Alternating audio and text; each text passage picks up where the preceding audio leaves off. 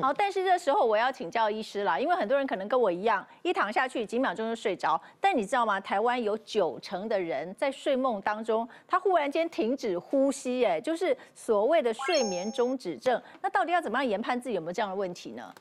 好，我们就先来看看有些名人哦，他们也有中标的状况。好，那么我们看到像陈乔恩，这个美女她竟然说她自己有恐龙式打呼，1个小时有25次的呼吸中止，她可能去测过，每一次长达50秒钟以上，这听起来就很恐怖了。好，再来是谭爱珍，她的老公呢浅眠又打呼，那么她也怀疑说她老公走的时候是不是因为睡觉的时候暂时停止呼吸的关系呢？好，另外就是拜登总统了。拜登总统他是大家都知道他确诊这个阻塞性的睡眠呼吸中止症状，好，所以有人就讲说，他是不是因为这个样子，所以常常有时候会讲错话啦，或者说反应会比较迟缓一点哈。那我就要请教一下我们江医师了。我们来看到这个打呼跟睡眠中止症它的关系到底是什么？打呼呢，基本上它是因为上呼吸道的空间不够，那在呼吸的时候。那个气流产生扰流，扰流拍动我们的黏膜才会产生打呼。对，好，那所以打呼的来源有很多地方，譬如说有些人是鼻塞，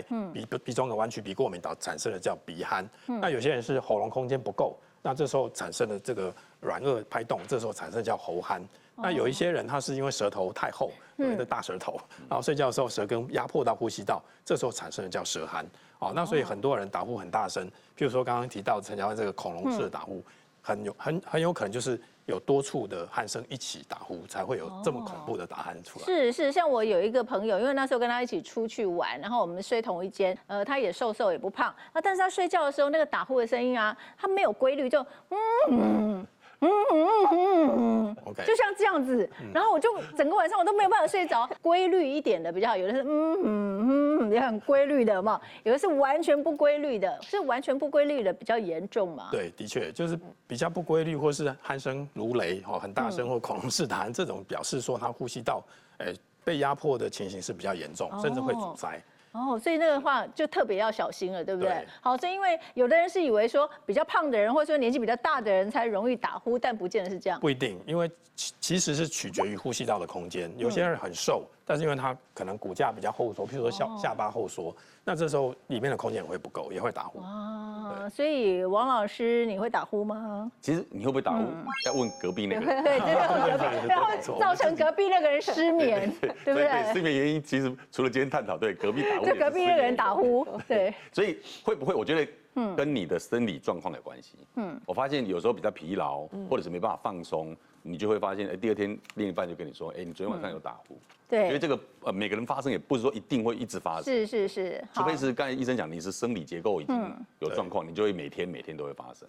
那像我发现我自己打呼是，我觉得跟你的疲劳度啦，跟工作状态有关。这个身边的人如果说他打呼的话，要不要送他一个这个贴纸？好，这个贴纸是干嘛用的呢？它就是撕下来之后你就可以把它贴在你的嘴巴啦，贴在嘴巴，这样有效吗？就是为什么人会用嘴巴呼吸？为什么？因为它是吸气量不够，它鼻必须要塞对，它必须要用嘴巴吸气来辅助，要不然它心脏负担更重嘛。对，那这时候又把它唯一的生路又把它堵住的时候，天哪，那不是更惨吗？是，所以年纪大了也会比较容易这样吗？对，因为年纪大有2个比较容易产生的现象，一个是肌肉会比较松弛，所以躺下去的时候呼吸道往后塌陷，压迫呼吸道的机会就比较高。第二个人呢，我们年纪到45岁、50岁以上，体脂肪的分布会往腹部、臀部甚至下巴堆积。那下巴的脂肪堆积越多，那舌根会越厚，睡觉压迫呼吸道的机会也越高。所以双下巴的话就比较容易有，对不对？好，那我们就要看看这8大症状：嗜睡常常头痛、口干，高血压、心血管问题，还有精神不集中，然后浅眠多梦、睡不好，鼾声大又持续，然后你的旁边的人发现你呼吸暂停了，吓死了，然后睡着的时候会被呛到，或是需要喘气。是，对，最准确的是下面这2个。对，因为如果是枕边人都已经有发现，呼吸有暂停，对，或者说他自己已经睡到一半就会呛醒，或需要喘气，这2个8、9不离十，基本上都有呼吸中止。节目讲到说，很多人睡不着是因为枕边人打呼的关系，而且呢，打呼的人很多人都有这个睡眠中止症的问题啊，所以我们要怎么样避免打呼？是不是要练肌肉？没错，刚刚都有提到，除了这些空腔它被压缩，让你的进气不顺，会引发打呼之外，我们提到说我们肌肉力量不够的时候，喝太多肌肉太放松的时候，其实会产生这些压迫到气管的动作，就会打呼。所以我们刚刚怎么去治疗这些呢？其实以上那些什么水牛肩啦、双下巴啦，通通可以练运动、练肌肉去把它支撑住。哎呦，这太重要了哈！那要练哪里的肌肉呢？不只是舌头，其实整个肩颈，比如说你真的有水牛肩，你真的要去把水牛肩这边肌肉把它改善。所以今天教3招给大家。OK， 好，第一招来，我们通常都是看到什么形状会觉得你一定会睡眠呼吸中止，一定是这样子，对不对？所以第一，你后面这边后颈的肌肉要练起来。再来，我们同时去训练舌头，怎么做呢？很简单，我们有点上半身往前倾这样子。做个抬头，然后顺便舌头在里面也做一样的动作，有点舌根下去顶上颚，往后滑。所以我们同时做一个类似像往前移动，挖一个图，这很像wave。对，就一个wave向后。那你的舌头也要在里面同时做wave。舌头也要同时往上顶住上颚。往后舔，往后拉，我们同时训练整个后颈这个地方的肌肉跟舌头肌肉往前、往上、往后。好，这是第一个。第二招呢，我们来治疗我们双下巴。我们双下巴怎么治呢？其实这边也是有肌肉的哈，很重要。除了不要过度肥胖之外，当你肌肉太松也会打呼哦。所以我们同时做一个往后仰的动作，让它做一个仰卧起坐，收下巴往前，对，往后仰。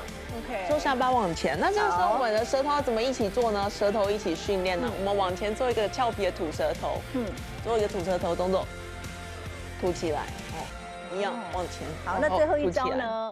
最后一招呢，我们回到正中间，我们类似这样子顶住自己下巴的动作有没有？我们等一下感觉这个地方肌肉出力哦，用力张舌，然后这个时候舌头用力往下压自己的下颚处，用力顶住，往后抬，有没有感觉这边都在出力？对，然后整个下颚、舌头这个地方用力顶住了自己的舌底，我们同时把这个地方肌肉跟舌头肌肉一起锻炼，这样子重复一直训练到每个动作都发酸的时候，就很有效喽。大家每天可以试试看。3招大家每天练习试试看。好，今天非常谢谢我们的专家，谢谢我们的医师来到我们现场，希望大家可以睡好睡满哦。